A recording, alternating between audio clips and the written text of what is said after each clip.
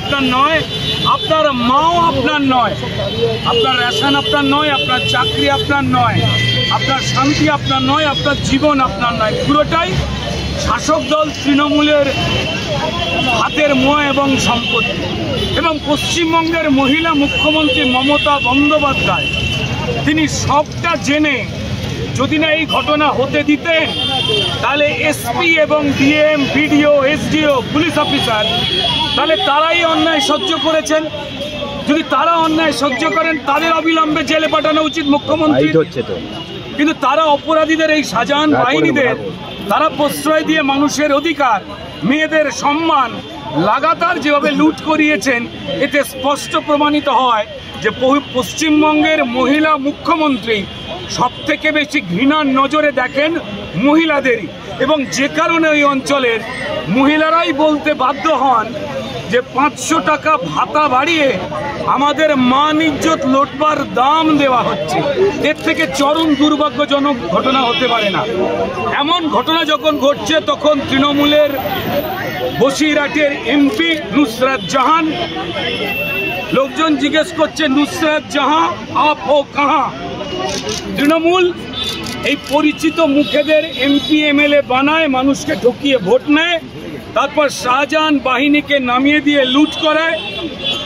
আর যারা MP MLA হন সম্ভবত তাদের সঙ্গে কোনো লুটের ভাগ থাকে, না হলে এই নারকীয় যে ঘটনা ঘটেছে মানুষ হিসেবে, নুসরাত জাহানের এমপি হিসেবে প্রতিবাদ জানানো উচিত ছিল। আজকে দেবরাজ ইন্দ্রর মতো ওপর থেকে হঠাৎ করে একটা ভয়েস মেসেজ পাঠিয়ে দিয়েছেন, এই দিয়ে মানে এইভাবে বদমাইশি করলে মুক্তি পাওয়া যায় না। এবং মাননীয় মুখ্যমন্ত্রী তিনি এই বাজারে লুট চুরি চুরিতে হেরে যাচ্ছেন দেখে তিনি ধেই ধেই করে নৃত্য করতে বেরিয়ে পড়েছেন ইলেকশনের প্রচারে, আরামবাগ চলো, অমুক বাগ চলো। মানে এর থেকে তিনি যেতে পারতেন না। সেখানে আমাদের বিরোধী দলনেতা তাকে ঢুকতে আটকে দেওয়া হচ্ছে। 144 ধারা ওই সন্দেশখালী তার 60 কিলোমিটার আগে আটকে দেওয়া হচ্ছে। কিসের ভয়? তারা সত্যিই থরথর করে কাঁপছে যে সত্যিটা বেরিয়ে পড়ছে। এই চরম দুর্ভাগ্যের মানবিকতা, মনুষ্যত্ব, মানুষের অধিকার, যেটা ফান্ডামেন্টাল রাইটস, সেইটা লুট হয়েছে। তার বিরুদ্ধে মানুষকে রাস্তায় নামতেই হবে। আর পশ্চিমবঙ্গে এই বঙ্গবিভূষণ, টিপুপন, এই সমস্ত ধান্দায় শিরদাঁড়া বেচে দেওয়া বুদ্ধিজীবী যারা অন্য রাজ্যে ফুসকুড়ি হলে এখানে বোম পড়েছে, এই সমস্ত কথাবার্তা তুলে কোথায় গেলেন অপর্ণা সেন, কোথায় গেলেন কৌশিক সেন, কোথায় গেলেন রামচন্দ্রের জন্মবৃত্তান্ত খুঁজে ক্লান্ত হয়ে গিয়ে চোর চোর করে চোরেদেরই মঞ্চে গান করা নচিকেতা চক্রবর্তী? কোথায়? একটু দলমতের বাইরে গিয়ে নিজের বাবার দেওয়া সিদ্ধান্তটাকে সম্মান জানাতে একটু কথা বলুন নিরপেক্ষভাবে। আজকে বিরোধীদের ঢুকতে দেওয়া হচ্ছে না, বিরোধী দলনেতাকে ঢুকতে দেওয়া হচ্ছে না, কিন্তু তৃণমূলের যারা লুট করলো, যারা লুটেরাদের প্রশ্রয়দাতা, লুটেরাদের পক্ষে যারা কথা বলেন, সেই শাসক দলের লোকজন তারা গিয়ে যাতে এই ঘটনা থেমে গেলেই আবার থ্রেট করতে পারে, তার জন্য পার্থ ভৌমিকদের তত্ত্বাবধানে আবার এই শাহজাহান বাহিনী পাট্টুরা পৌঁছে গেলেন ইলেকশনের আগে থ্রেট করতে। ভোট না দিলে এর থেকেও মারাত্মক কি ঘটবে। গণতন্ত্র বিপন্ন আমার এই রাজ্যে। জানি না মহামহিম রাজ্যপাল তিনি গিয়েছিলেন, তিনি যদি না বন্দোবস্ত নেন তো তাহলে রাজ্যপালের কথার ওপরেই, তার চেয়ারের ওপরেই পশ্চিমবঙ্গে তো একটা সন্দেশখালী নয়, প্রত্যেকটা জেলা আসলে সন্দেশখালী, প্রত্যেকটা গলি পথ আসলে সন্দেশখালী। সেখানে প্রত্যেকটা মানুষ জানে যে এই রাজ্য চলছে পুলিশি রাজে। পুলিশ আপনাকে আটকে দেবে, আপনাকে জেলে পুরবে, সেই ভয়েতে বাঙালিকে আটকে দাও, বাঙালিকে ভয় দেখাও মানিজ্যতে, মিথ্যে কেস দেবো গাজার। শুধু বিরোধীদের নয়, নিরপেক্ষ মানুষকেও ওই পুলিশের ভয়েতে আগলে রেখে দেওয়া হয়েছে। তবে মুখ খুলেছে সন্দেশখালী, তাই সারা বাংলা তাদের দিচ্ছে প্রণাম আর হাততালি। যে মায়েরা, যে বোনেরা, একজন মহিলা তাদের সম্ভব লুট করার গল্প কোনোদিন গর্বিতভাবে বলতে পারেন না। লজ্জা লাগে, ধিক্কার জানাতে ইচ্ছা হয় যে আমার রাজ্যের মুখ্যমন্ত্রী একজন মহিলা। তার দল তৃণমূলের সবাই গর্ব করেন না যে ভারতবর্ষের একমাত্র মহিলা মুখ্যমন্ত্রী?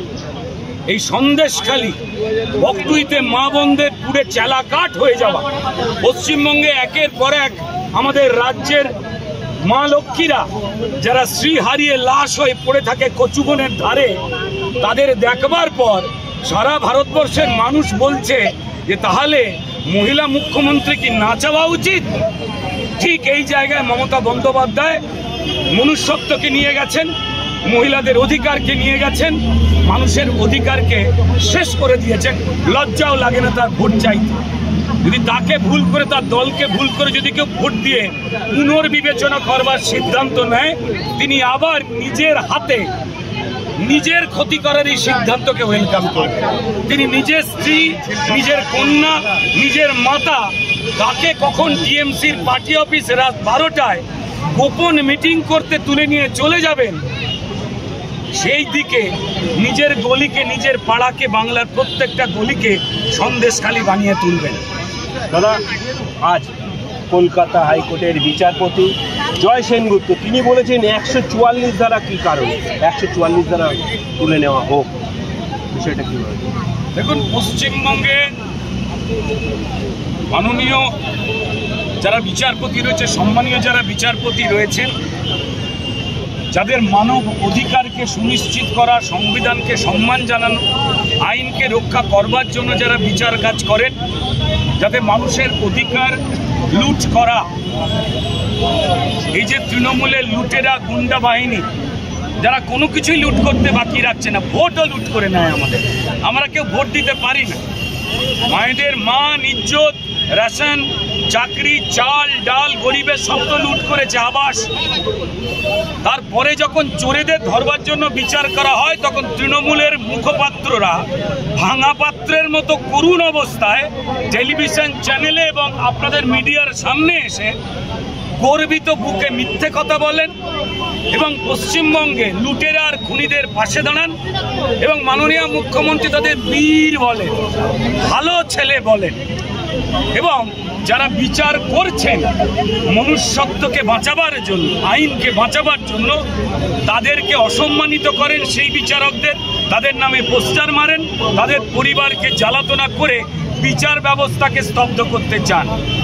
সারা মানুষের কাছে যে আমাদের এই মাটিতে সবার উপর কোর্ট সত্য, তাহার উপর নাই। আর এই চোর মমতা বন্দ্যোপাধ্যায়ের কোম্পানির দল তৃণমূল মনে করে সবার উপর চোর সত্য, তাহার উপর নাই। তাই না? ফলত এই ব্যর্থমন্ত্রী বাধ্যবসু এবং মিথ্যামন্ত্রী মমতা বন্দ্যোপাধ্যায় তারা বিভিন্ন বিষয়ে মানুষকে উস্কানি দিচ্ছে।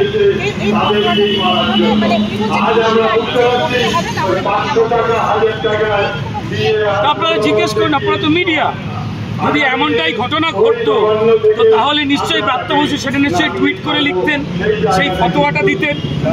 আর যদি ফতোয়া আসবার আগে থেকেই উনি কথা বলে দেন, তো তাহলে 2024-এর ইলেকশনের আগে কি উনি বিজেপি জয়েন করে সব খবর জেনে গেছেন?